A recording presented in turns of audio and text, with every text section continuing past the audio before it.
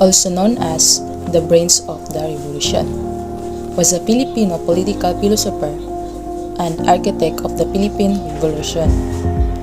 He formulated the principles of democratic popular government, endowing the historical struggles of the Filipino people with a coherent ideological orientation.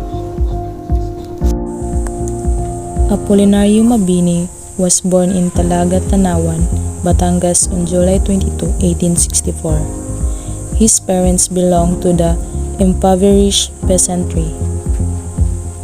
His father was Inocencio Mabini and his mother was Genesia Maranan.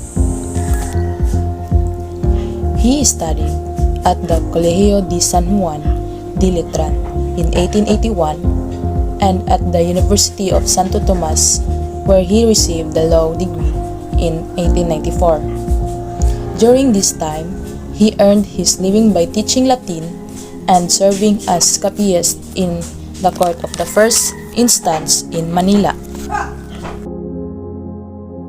In 1896, Mabini contracted an illness, probably infantile paralysis, that deprived him of the use of his legs.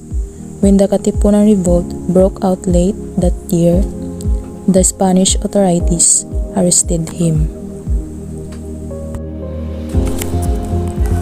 Mabini was already a member of a Rizal reformist association, the La Lega Filipina, and though he is a Pacific reformist, he was at first skeptical of Andres Bonifacio's armed uprising.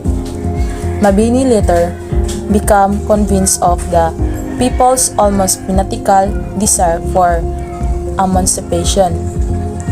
He turned out subversive manifestos appealing to all Filipinos to unite against Spain. In May 1898, Emilio Aguinaldo summoned Mabini to act as his advisor. Mabini formulated the famous decree of June 18, which organized the local government under Filipino control. His policy throughout the struggle can be epitomized by a statement in that decree. The first duty of the government is to interpret the popular will faithfully.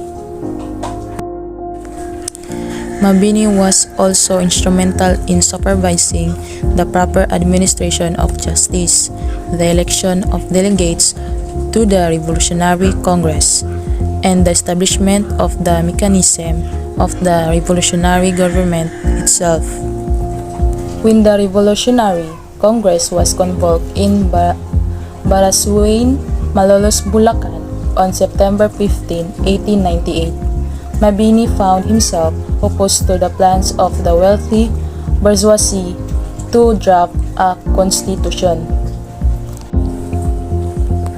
He believed that given the emergency conditions of war, the function of the Congress was simply to advise the President and not to draft a constitution defeated by majority. Mabini then submitted his own constitutional plan based on the statutes of Universal Masonry. It was rejected in favor of a composite draft submitted by Felipe G. Calderon, which became the basis of the Malolos Constitution of the First Philippine Republic. Mabini's conflict with the comparsa of property owners and the landlord class in the Congress led to his eclipse in 1899 as Aguinaldo's trusted advisor, the only competent thinker and theoretician in the Aguinaldo cabinet. Mabini succeeded in exposing the vicious opportunism of the Paterno Buen Camino clique, who were trying to gain control over and to profit from the financial transactions of the revolutionary government. When the Aguinaldo camp fled from the advancing American forces, Mabini was captured on December 10, 1899.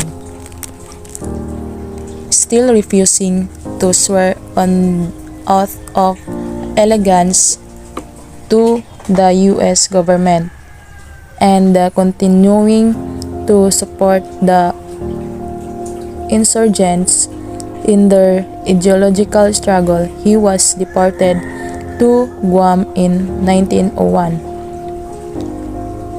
He died on May 13, 1903.